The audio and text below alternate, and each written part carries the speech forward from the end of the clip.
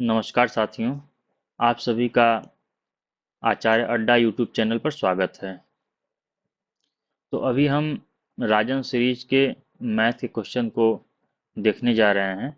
इसके पहले के सारे वीडियो में मैं राजन सीरीज के मैथ के क्वेश्चन के ऑब्जेक्टिव क्वेश्चन और अति लघुत्तरीय क्वेश्चन के 1 से लेकर 56 तक कंप्लीट करा चुका हूं और सारे ऑब्जेक्टिव क्वेश्चन कंप्लीट करा चुका हूं। तो 1 से लेकर 55 तक अति लघुत्तरीय प्रश्न को कंप्लीट करा चुका हूं। इस वीडियो में हम प्रश्न संख्या 56 से हल को देखते हैं। तो आइए क्वेश्चन की तरफ बढ़ते हैं। प्रश्न सब 56 बोल रहा है, निम्नलिखित समुच्चयों को देखकर परिमित समुच्चयों को छाट कर लिखिए। तो आइए देखते हैं। ए है A B F G H, B है 1 2 3 4 इनफाइनाइट तक है, सी है 2 4 6 9। तो यहाँ पर हल देखिए, परिमित और अपरिमित। परिमित वो होता है समुच्चय जिसमें पदों की संख्या फिक्स होती है, और अपरिमित वो समुच्चय होता है जिसमें पदों की संख्या फिक्स नहीं होती है। वो पदों की संख्या इनफाइनाइट होती है। क्या होती है? इनफाइनाइट होती है। ठीक। जैसे कि ये है A B F G H, इसमें केवल 2 2 4 5 पद हैं, ये फिक्स है। और अपरिमित में बी वाला जो समुच्चय है 1 2 3 4, ये इनफाइनाइट तक है, 5 6 7 8, आप जो अंक सोचिए वहां तक चले जाएंगे। और अगला सी समुच्चय है कि 2 4 6 9, ये भी फिक्स संख्या की 4 पद इसमें है। आइए अगले प्रश्न की तरफ बढ़ते हैं। प्रश्न संख्या 57 कह रहा है x plus y plus z minus x minus y plus z का मान ज्ञात कीजिए। तो ये वाला तो इसी तरह उतर जाएगा कि इसमें से इस पद को घटाना है। तो ये वाला हम इसी तरह उतार लिए। और आगे है प्लस माइनस का गुणा होगा तो माइनस होगा, तो माइनस एक्स हो गया। उसी तरह माइनस और माइनस का गुणा होगा तो प्लस हो जाएगा, तो प्लस वाई हो गया। इसी तरह माइनस और प्लस का गुणा होगा तो माइनस हो जाएगा, तो माइनस जेड हो गया। अब यहाँ से हमारा plus x minus x cut गया, plus z minus z cut गया। कितना बचा? प्लस वाई 2 वाई टोटल बचा। आइए अगले क्वेश्चन की तरफ बढ़ते हैं। प्रश्न संख्या 58। प्रश्न संख्या 58 कह रहा है,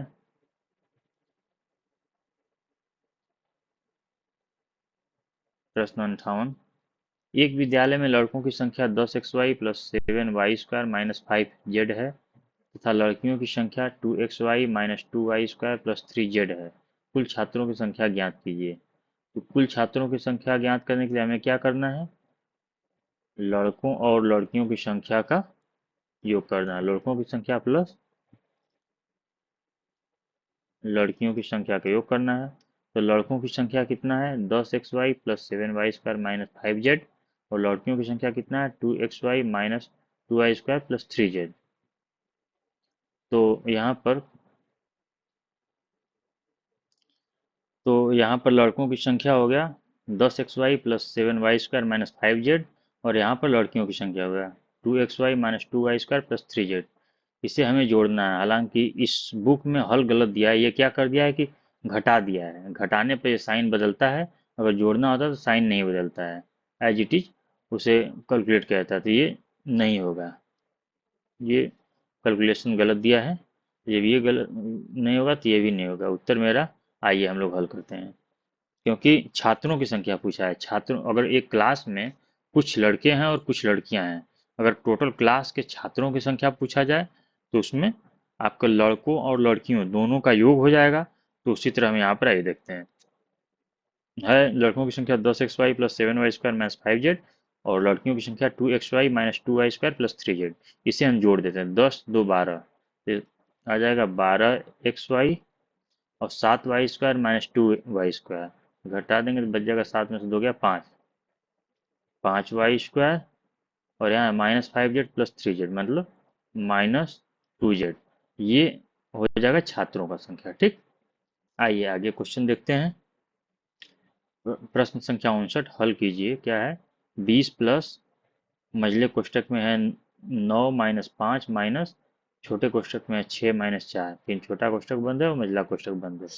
तो आइए इसे हम सबसे पहले छोटे क्वेश्चन को कोष्टक को हल करते हैं। तो छोटे कोष्टक में 6 - 4 कितना बचेगा, 2 बचेगा। तो ये हमारा 20 प्लस मझले कोष्टक में 9 - 5 माइनस यहाँ तक हम उतार लेंगे, उसका 6 - 4 2 हो जाएगा। अब आइए मझले कोष्टक को हल करते हैं। 9 में से 5 और 2 को हटाना है, तो 5 2 7, 7 को हटाना है 9 में से, तो कितना बचेगा, 2 बचेगा। तो आइए यहाँ पर 9 में से 5 गया 4, 4 में से 2 गया 2, तो यहाँ 20 प्लस 2 वही चीज़ किया है, मतलब कि एक स्टेप वो बढ़ा दिया है। आप लोग इतने स्तर पर पढ़ रहे हैं क्योंकि आप 12th पास किए हैं, उसके बाद बीटीसी कर रहे हैं, या फिर कितने लोग ग्रेजुएशन करके बीटीसी कर रहे होंगे, तो इतना तो समझ होनी ही चाहिए।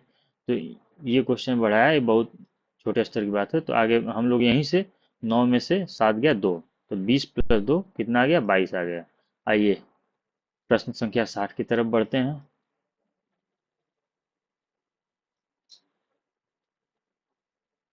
प्रश्न संख्या 60 में कह रहा है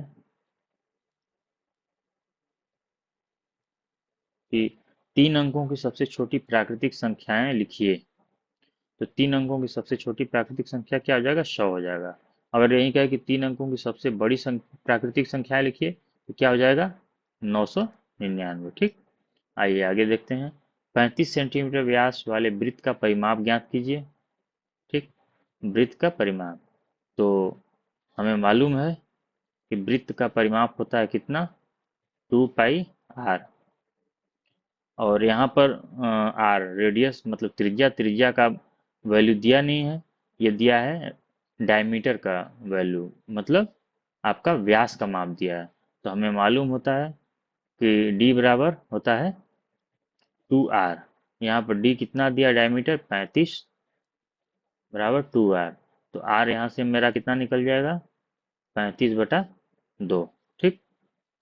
तो आइए इस फार्मूले पर रखते हैं। 2 ×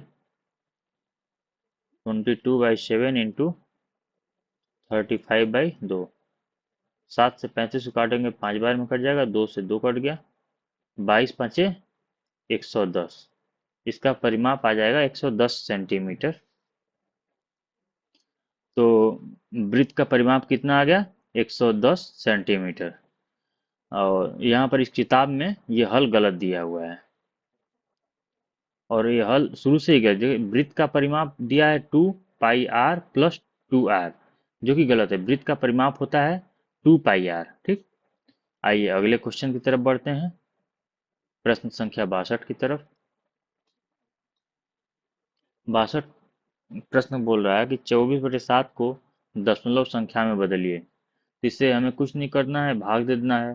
जैसे कि 7×21, 3 बचा, फिर दशमलव लगा के 3 के आगे 0 कर दिए, 7×4 = 28, फिर 2 बचा, फिर 7×2 = 14, फिर 6 बचा, फिर 7×8 = 56, 4 बचा, 7×5 = 35, 5 बचा, 7×7 = 49।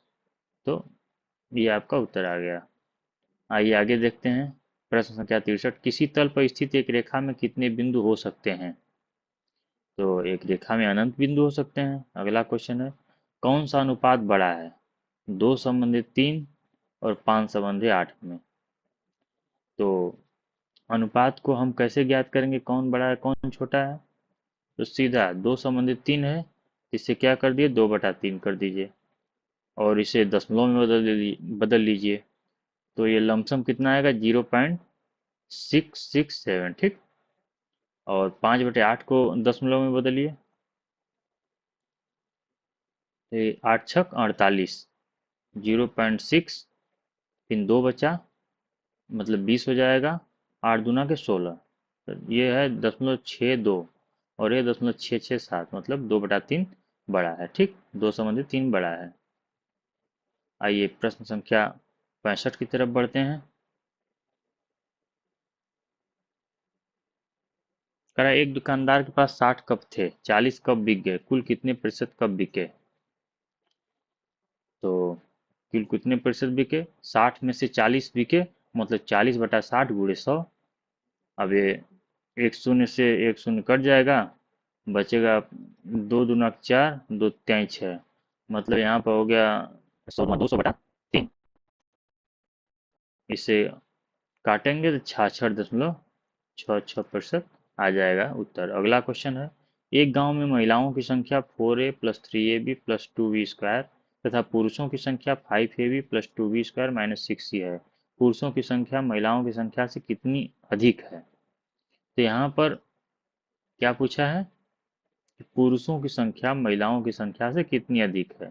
तो उसके लिए हमें क्या करना होगा, पुरुषों की संख्या में से महिलाओं की संख्या निकाल देंगे तो प्राप्त हो जाएगा कि पुरुष कितने अधिक हैं। तो आइए सबसे पहले पुरुषों की संख्या को लिखते हैं, क्या है 5ab+2b² - 6c, ठीक है।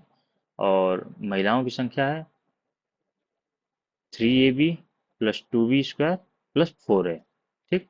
अब इसे हम घटा देते हैं, ये साइन है घटाने का। अब आइए 5ab में से 3ab घटाएंगे तो 2ab बचेगा, ठीक। ये 2b² प्लस और 2b² - 1 कट गया, 0 आ जाएगा। यहाँ पर -6c हो जाएगा और ये -4 है, तो यही उत्तर हो जाएगा 2ab - 4a - 6। आइए अगले प्रश्न की तरफ। 3 अंकों की सबसे बड़ी संख्या की उत्तरवर्ती संख्या लिखिए। तो 3 अंकों की सबसे बड़ी संख्या कितनी है? 999। अब इसके उत्तरवर्ती मतलब बाद की संख्या लिखना है, तो उसमें +1 जोड़ देंगे, 1000 हो जाएगा। आइए अगले क्वेश्चन की तरफ बढ़ते हैं। प्रश्न संख्या 68। प्रश्न संख्या 68 कह रहा है कि 0.085 को प्रतिशत में बदलिए। तो प्रतिशत में बदलने के लिए हमें मालूम है कि जो भी है वैल्यू, कोई भी वैल्यू अगर उसे प्रतिशत में बदलना है तो केवल और केवल हमें 100 से गुणा करना होता है। तो 0.085 को प्रतिशत में बदलना, तो यहाँ पर 100 का गुणा हो गया। 100 का गुणा होने के बाद ये कितना हुआ, 8.5%। अगला क्वेश्चन है, अपरिमेय संख्याएं किसे कहते हैं, स्पष्ट कीजिए। तो अपरिमेय संख्याएं वे संख्याएं हैं जो परिमेय नहीं होती परंतु जिन्हें संख्या रेखा पर व्यक्त किया जा सकता है, अथवा वे संख्याएं जिनको p/q रूप में व्यक्त किया जा सकता है अपरिमेय संख्याएं कहलाती है, जहाँ p और q अभाज्य पूर्णांक हैं तथा q not equal to zero, q 0 के बराबर नहीं होना, जैसे √2, √3, √5, √6 आदि, तब पाई सभी अपरिमेय संख्याएं हैं, ठीक। एक चीज यहाँ पर ध्यान देना है, जैसे कि यहाँ पाई भी अपरिमेय संख्याएं हैं, लेकिन हम सभी को मालूम है कि पाई का मान कितना होता है, 22/7 होता है। तो ये है परिमेय संख्या, 22/7 है परिमेय संख्या, लेकिन पाई पूछेगा तो पाई अपरिमेय संख्या है, क्योंकि पाई का एक्चुअल मान आप 3.14 और उसके आगे कई सारी संख्याएं हैं, ठीक। तो पाई अपरिमेय है और ये वाली और 22/7 आपका परिमेय है, ठीक। आगे क्वेश्चन को देखते हैं। प्रश्न संख्या 70। प्रश्न संख्या 70 में कह रहा है, सम प्राकृतिक संख्या किसे कहते हैं। अब आइए देखते हैं उत्तर। यदि 2, 4, 6, 8, 10 का समूह निर्मित किया जाए तो उन्हें सम प्राकृतिक संख्या कहते हैं। तो प्राकृतिक संख्या हम सभी को मालूम है, 1, 2, 3, 4 इनफाइनाइट तक, ठीक। और उसमें बोल दिया कि सम प्राकृतिक संख्या है, तो उसमें मतलब कि हमें मालूम है कि सम संख्या कौन सी होती है, जो 2 से कट जाए, 2, 4, 6, 8, 10, 12 इनफाइनाइट तक, इसी तरह 2, 2 के गैप लेके। तो अब कर रहा है सम प्राकृतिक, दोनों को मिला दे, ये सम संख्या और ये प्राकृतिक। तो इसमें क्या करना है, सम हो, जितने सम संख्याएं हैं वहीं, क्योंकि ये प्राकृतिक भी संख्याएं हैं, इसे कहा जा सकता है कि सभी सम संख्याएं प्राकृतिक संख्याएं हैं, लेकिन सभी प्राकृतिक संख्या सम संख्याएं नहीं, क्योंकि उसमें विषम भी संख्याएं होती हैं, ठीक। आइए आगे क्वेश्चन देखते हैं। विषम प्राकृतिक संख्या किसे कहते हैं। तो वहीं जो 2, 4, 6, 8, 10 ये सम प्राकृतिक था, तो 1, 3, 5, 7, 9, 11, 13 ये विषम प्राकृतिक संख्याएं हैं। अगला क्वेश्चन है, भागफल किसे कहते हैं। तो भाग देने पर जो परिणाम प्राप्त होता है उसे भागफल कहते हैं। अगला क्वेश्चन है प्रश्न संख्या 73। प्रश्न 73 है कि संख्या 16,292 में 6 का स्थानीय मान एवं जातीय मान ज्ञात कीजिए। तो स्थानीय मान ज्ञात करने के लिए यहाँ से हम काउंटिंग करते हैं, इकाई, दहाई, सैकड़ा, हजार, मतलब 6 का स्थानीय मान 6000 है। कि 6 तो उसका जातीय मान हो गया, और किस स्थान पर है, तो 1000वें स्थान पर है, तो क्या हो जाएगा, 6000 हो जाएगा। अब जातीय मान कितना, तो जातीय मान एक तरह से फेस वैल्यू, मतलब वो क्या दिख रहा है, तो जातीय मान 6 हो जाएगा। ठीक।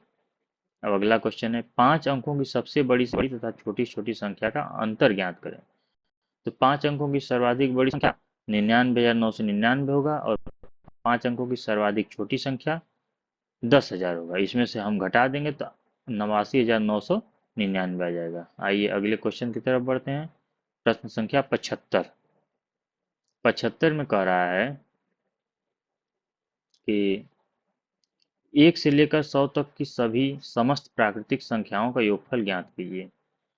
तो कहीं से मतलब कि 1 से लेकर n तक अगर पूछता है तो n प्राकृतिक संख्याओं का योग होता है n कोष्टक में n+1/2। ये n तक प्राकृतिक संख्याओं का योग है। अब यहाँ पर पूछा है कितना, 1 से लेकर 100 तक की सभी समस्त प्राकृतिक संख्याओं का योगफल ज्ञात करिए। तो यहाँ n क्या हो गया है 100। तो बस इसी फार्मूले में 100 को रख देंगे। 100 कोष्टक में 100 + 1/2, 2 से 50 कट जाएगा तो ये हो जाएगा 50 × 100 - 1, 101 हो जाएगा।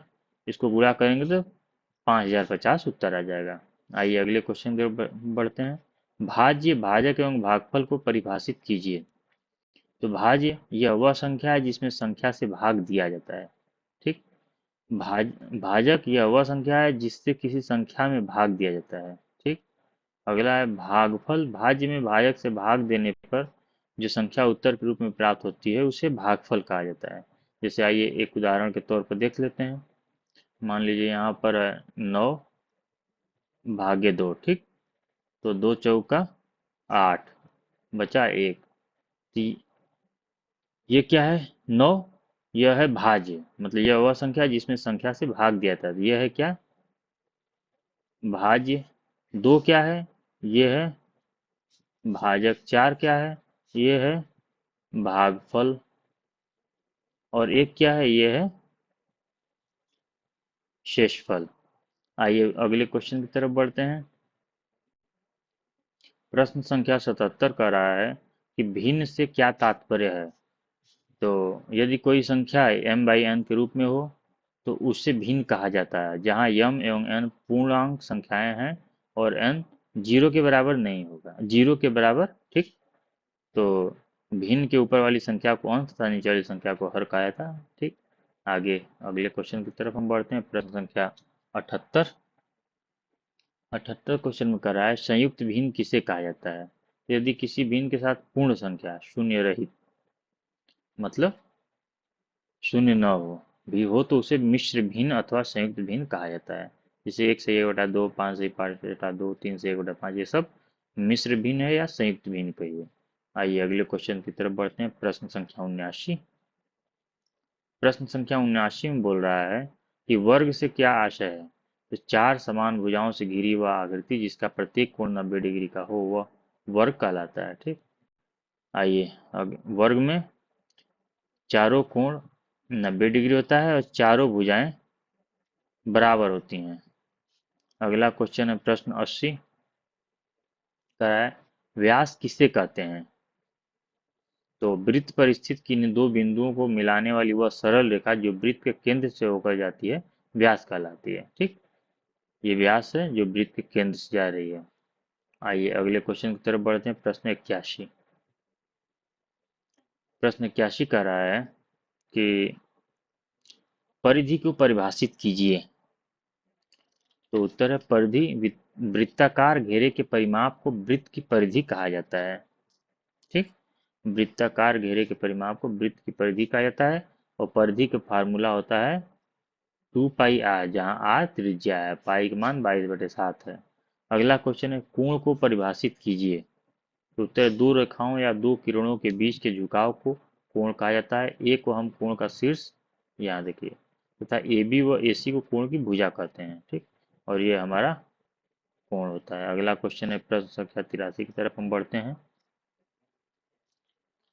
प्रश्न 83 में बोल रहा है त्रिभुज किसे कहते हैं बताइए। तो त्रिभुज तीन असंरेख बिंदुओं को सरल रेखाओं द्वारा मिलाने पर जो आकृति निर्मित होती है उसे त्रिभुज कहते हैं। अगला क्वेश्चन, यदि किसी चतुर्भुज की चारों भुजाएं बराबर हों तथा प्रत्येक कोण 90 डिग्री का हो तो ऐसे चतुर्भुज को क्या कहते हैं। तो ऐसे चतुर्भुज को हम वर्ग कहते हैं। अभी हम लोग कुछ प्रश्न पहले ही देखे हैं कि ऐसे चतुर्भुज को वर्ग कहते हैं। यदि किसी चतुर्भुज की चारों भुजाएं बराबर हैं तथा प्रत्येक कोण 90 डिग्री का हो तो उसे चतुर्भुज को हम वर्ग कहते हैं। अगला क्वेश्चन है, भिन्न किसे कहते हैं? किसी वस्तु को विभिन्न भागों में विभक्त कर प्रत्येक भाग के मान को कुल भाग से विभाजित करने पर प्राप्त राशि भिन्न कहलाता है। आइए अगले क्वेश्चन की तरफ बढ़ते हैं। प्रश्न संख्या 86। 86 प्रश्न में कह रहा है कि प्रतिशत किसे कहते हैं? 100 के आधार पर जो संख्या अर्जित होती है उसे प्रतिशत कहते हैं। 100 में से या प्रति 100 पर इसे कहते हैं, मतलब 100 में कितना है। आगे आइए प्रश्न संख्या 87 की तरफ। प्रश्न संख्या 87 कह रहा है कि दशमलव भिन्न को प्रतिशत में कैसे बदला जाता है? तो किसी दशमलव भिन्न को प्रतिशत में बदलने हेतु उसे 100 से गुणा करके गुणनफल के साथ प्रतिशत का चिन्ह लगाते हैं। उदाहरण के तौर पर ये 3.5 है, इसे प्रतिशत में बदलना है तो 3.5 को 100 से गुणा कर दिए, ये हमारा आ जाएगा 350 और उसके संग प्रतिशत का चिन्ह लगा देंगे। अगला क्वेश्चन है प्रश्न 88। प्रश्न 88 कह रहा है कि दो संख्याओं का मौसा 16 तथा गुणनफल 6400 है, उनका लौसा ज्ञात कीजिए। तो हमें मालूम है मौसा गुणे लौसा बराबर दोनों संख्याओं गुणनफल। तो मौसा 16 है गुणे लौसा दोनों संख्याओं गुणनफल 6400 है, तो लौसा हो जाएगा 6400 आगे 16, उत्तर हमारा आ जाएगा 400। आइए अगले क्वेश्चन की तरफ बढ़ते हैं। 89 नंबर है, लघुत्तम समापवर्त किसे कहते हैं? तो दो या दो से अधिक संख्याओं का लघुत्तम समापवर्त वह छोटी छोटी संख्या है जो उन संख्याओं से पूर्णतः विभाज्य हो जाए। ठीक। अगला क्वेश्चन है, प्रतिशत का अर्थ स्पष्ट कीजिए। प्रश्न नंबर ये 90 है, तो आइए इसे देखते हैं।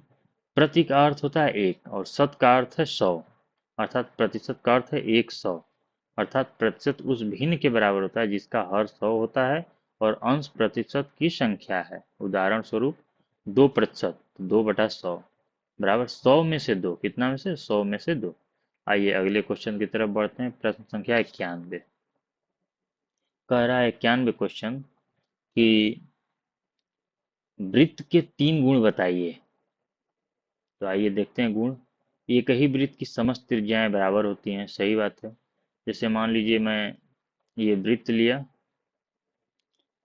ये 1 मिनट, ये वृत्त बनाया। तो अब इसमें आप जैसे मान लीजिए सेंटर है, ठीक, इसमें आप कहीं भी खींचिए, यहाँ खींचिए, यहाँ खींचिए, यहाँ खींचिए, यहाँ इस वृत्त में उसके केंद्र से लेकर उसके परिमाप पर कहीं भी खींचेंगे तो ये माप बराबर होगा। इस माप को बोलते हैं त्रिज्या। अगला है, वृत्त के समस्त व्यास केंद्र पर समद्विभाग करते हैं। मतलब वृत्त के आप चाहे ये व्यास रखिए, ये व्यास रखिए, ये व्यास रखिए, कोई भी व्यास केंद्र पर द्विभाजित होते हैं, मतलब दो बराबर भागों में बढ़ जाते हैं। अगला क्वेश्चन, अगला है, केंद्रीय वृत्त सभी कभी आपस में काटते नहीं हैं। तो केंद्रीय वृत्त कभी आपस में नहीं काटते हैं। ठीक। आइए अगले क्वेश्चन की तरफ बढ़ते हैं। प्रश्न संख्या 92, उभयनिष्ठ स्पर्श रेखा किसे कहते हैं? तो दो वृत्तों को स्पर्श करने वाली रेखा उनकी उभयनिष्ठ स्पर्श रेखा कहलाती है। ठीक। जैसे एक वृत्त ये है और दूसरा वृत्त एक मान लीजिए ये बन गया, तो ये जो रेखा आएगा ये रेखा उभयनिष्ठ रेखा हो जाएगा। आइए अगले प्रश्न की तरफ बढ़ते हैं। प्राकृतिक संख्याएं किसे कहते हैं? तो वे संख्याएं जो वस्तुओं को गिनने में प्रयुक्त की जाती हैं प्राकृतिक संख्याएं या धन पूर्णांक कहलाती हैं तथा इनको 1 2 3 4 5 6 7 8 इनफाइनाइट आदि से निरूपित किया जाता है। सभी प्राकृतिक संख्याएं के संग्रह को n से निरूपित करते हैं। ठीक। आइए अगले क्वेश्चन की तरफ बढ़ते हैं। प्रश्न संख्या 94। प्रश्न संख्या 94 कह रहा है कि x माइनस वाई में क्या जोड़ें कि योगफल 2x प्लस वाई हो जाए। तो हम मान लेते हैं कि x माइनस वाई में m जोड़ेंगे कि योगफल 2x प्लस वाई हो जाएगा। तो x minus y plus m, इसमें इस पद में हम m को जोड़ा तो हमारा कितना है 2x प्लस वाई इस प्रश्न के अनुसार। तो अब यहाँ पर हम m बराबर ये x इधर पॉजिटिव उधर जाएगा तो निगेटिव हो जाएगा -x हो जाएगा, और y इधर निगेटिव उधर जाएगा तो पॉजिटिव है तो प्लस वाई हो जाएगा। अब आइए 2x माइनस x बचा और प्लस वाई 2y बचा, x प्लस 2y हम इसमें जोड़ेंगे x माइनस वाई में तो आ जाएगा 2x प्लस वाई। अगले क्वेश्चन को हम देखते हैं, प्रश्न संख्या 95। 15 के अभाज्य गुणनखंड लिखिए। तो 15 के अभाज्य गुणनखंड है 1, 3, 5। अगला क्वेश्चन है 350 का 10% कितना होगा। तो 350 का मतलब गुणा 10%, तो प्रतिशत का चिन्ह है 10/100। अब एक शून्य से एक शून्य कट गया, दूसरे शून्य से एक शून्य कट गया, कितना बचा 35 बचा। आइए अगले क्वेश्चन की तरफ, प्रश्न संख्या 97। प्रश्न संख्या 97 में कह रहा है कि आयत किसे कहते हैं बताइए। तो वह चतुर्भुज जिसकी सम्मुख भुजाएं बराबर एवं समांतर होती हैं तथा जिसका प्रत्येक कोण 90 डिग्री होता है आयत कहलाता है। जैसे आइए देखते हैं इसे आयत को। ठीक, ये हमारा आयत है। सम्मुख भुजाएं मतलब आमने सामने की भुजा, ये वाली भुजा ये आपस में बराबर है और ये आपस में बराबर है। तो सम्मुख भुजाएं जिसके बराबर हो और समांतर हो मतलब पैरेलल हो, तथा जिसका प्रत्येक कोण 90 डिग्री होता है, मतलब इसका चारों कोण आपका 90 डिग्री होगा, इसी को हम क्या कहते हैं आयत कहते हैं। आइए अगले क्वेश्चन की तरफ बढ़ते हैं। समांतर चतुर्भुज की 3 विशेषताएं को बताइए। तो समांतर चतुर्भुज की 3 विशेषताएं निम्नलिखित प्रकार हैं। सम्मुख रेखाएं बराबर होती हैं, ठीक। सम्मुख कोण बराबर होता है, ठीक। यदि किसी समांतर चतुर्भुज में विकर्ण बराबर एवं परस्पर लंबवत हो तो वह वर्ग होता है, ठीक। आइए अगले क्वेश्चन की तरफ बढ़ते हैं। विषमबाहु त्रिभुज क्या है। ऐसा त्रिभुज जिसकी तीनों भुजाएं असमान हो, अर्थात तीनों भुजाओं की लंबाई बराबर न हो, इस प्रकार के त्रिभुज के तीनों कोण भी असमान होंगे, ठीक। आइए अगले क्वेश्चन, न्यून कोण त्रिभुज क्या है बताइए। ऐसा त्रिभुज जिसके तीनों कोण न्यून कोण अर्थात 90 डिग्री से कम हो, उस त्रिभुज को न्यून कोण त्रिभुज कहा जाता है। आइए अगले क्वेश्चन की तरफ बढ़ते हैं। प्रश्न संख्या 101। इसमें कह रहा है वृत्त से आप क्या समझते हैं। तो जब कोई बिंदु इस तरह चले कि उसकी दूरी एक निश्चित बिंदु से सदैव समान रहे तो उस बिंदु के पथ से घिरे हुए क्षेत्र को वृत्त कहते हैं। जैसे आइए हम लोग अभी एक वृत्त बनाते हैं। मान लीजिए ये हम लोग वृत्त बनाया, ठीक। अब कह रहा है कि जब कोई बिंदु इस तरह चले कि उसकी दूरी एक निश्चित बिंदु से सदैव समान रहे, तो इसका केंद्र मान लीजिए